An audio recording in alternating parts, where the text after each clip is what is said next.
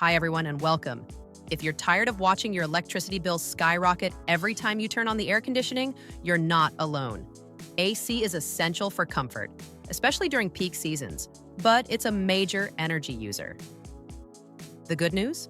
Solar power offers a clean, sustainable way to cool your home or business and potentially slash those energy costs.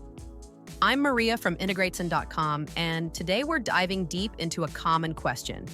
How many solar panels do I actually need to run my air conditioner? We'll break it down using real data so you can make informed decisions. First things first, we need to understand how much power your AC actually uses. This isn't always straightforward as consumption varies widely. Let's look at typical residential units. Central air conditioners. These are common for whole home cooling. Depending on your home's size and the unit's efficiency, look for the SEER rating. They typically consume between 3,000 and 5,000 watts while running. For a standard 2,000 square foot home, expect around 3,500 watts per hour on average. Window AC units. Great for smaller spaces. A small unit might use around 500 watts, while a larger one could need up to 1,400 watts or more. Portable ACs. Flexible, but power consumption can range significantly, from 700 watts up to 4,100 watts for some models. Ductless mini splits. Known for efficiency, these often range from 700 to 2,000 watts per hour. And for businesses, the numbers are often higher. For commercial central AC, consumption can start around 3,000 watts but go way up, sometimes exceeding 30,000 watts for large buildings. A rough estimate is about 1,000 watts per ton of cooling capacity. Then there are PTAC units, like in hotels. A common 11,500 BTU unit might use around 4,600 watts, while larger 17,000 BTU units could draw nearly 6,900 watts. Now let's talk solar panels. How much power do they produce? In 2025, typical residential solar panels generate between 390 and 460 watts under ideal test conditions. A good average to use for estimates is around 400 watts per panel. Commercial panels can range even higher, sometimes exceeding 500 or even 700 watts. But here's the key. Real-world output depends on several factors. For example, sunlight hours. This is crucial. It's measured in peak sun hours minus the equivalent hours of maximum sunlight intensity. This varies hugely by location. Arizona might get 7 to 8 peak sun hours daily, California 5 to 7.5, and Texas 4.5 to 6, while New York might average under 4. Your specific location matters. Another factor is panel efficiency. Most panels convert 17 to 23% of sunlight into electricity. Higher efficiency means more power from the same space. There's the temperature. Believe it or not, extreme heat can slightly reduce panel efficiency.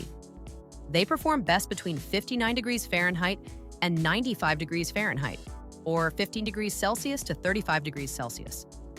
Then, lastly, the installation and angle.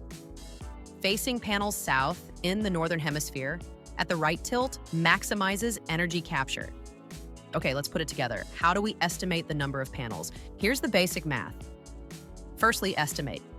AC daily energy needs, multiply your AC's wattage by the hours you run it daily. For example, 3,500 watt AC x 8 hours, BIAC 28,000 watt hours, or 28 kilowatt hours. Secondly, estimate panel daily production. Multiply the panel wattage by your location's average peak sun hours. For example, 400 watt panel x 5 peak sun hours equals 2,000 watt hours, or 2 kilowatt hours per panel per day. Then there is the initial panel count. For this, you divide AC needs by panel production. For example, 28 kilowatt hours divided by 2 kilowatt hours per panel equals 14 panels. Finally, you shouldn't forget to account for losses. Solar systems aren't 100% efficient. Inverters, wiring cause losses, often 15 to 20%. So increase your panel count to compensate. For example, 14 panels divided by 0.80 efficiency equals 17.5 panels. Round up to 18 panels. Let's look at that 3,500 watt AC running 8 hours, needing approximately 35 kilowatt hours accounting for losses. In Los Angeles, averaging 5.6 peak sun hours, you'd need roughly 16 panels. In Texas, averaging 4.92 peak sun hours, you'd need about 18 panels. In New York, averaging 3.79 peak sun hours, you might need closer to 23 panels. See how much location matters? And remember, these are estimates for the AC alone. Your total home energy needs will require more panels. What about running the AC at night or on cloudy days? Solar panels only work with sunlight. That's where battery storage comes in. Batteries store excess solar energy generated during the day so you can use it whenever you need it, including overnight. Sizing the battery depends on your AC's consumption and how long you need backup power. Adding batteries increases system cost and complexity, but it's often essential for continuous off-grid capable cooling. Two more quick but important points.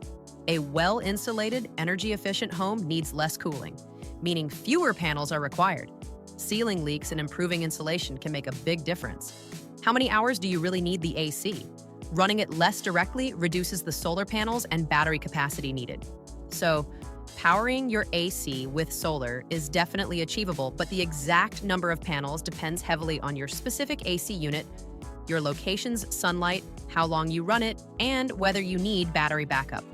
Improving your home's energy efficiency can also significantly reduce the size of the solar system you'll need.